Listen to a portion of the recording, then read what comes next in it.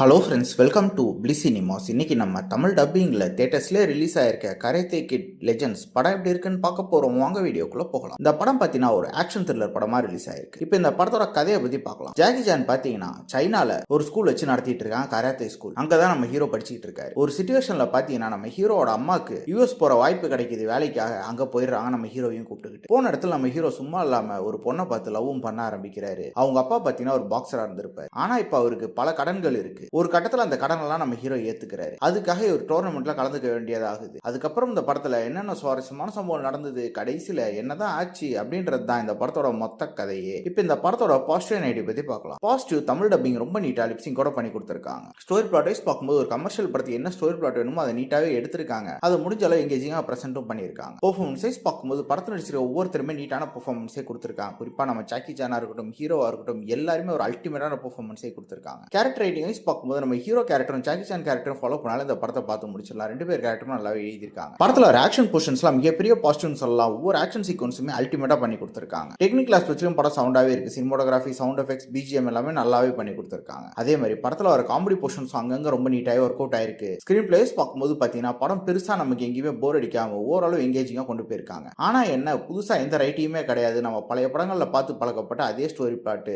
அதே சீன்ஸ் அப்படியே தான் போகுது. அதுதான் இந்த படத்தோட மிகப்பெரிய நெகட்டிவ். ஓவராலா பார்த்தீங்கன்னா கண்டிப்பா இந்த படம் ஒரு ஒன் டைம் வாட்சபிள் படம் தான். ட்ரை பண்ணி பாருங்க. படத்துல பெருசா அடல் கண்டென்ட்லாம் இல்ல, மைல்டான லிப் கிஸ் இருக்கு. வேணா ட்ரை பண்ணி பாருங்க. இன்னொரு வீடியோல சந்திக்கலாம். தேங்க்யூ.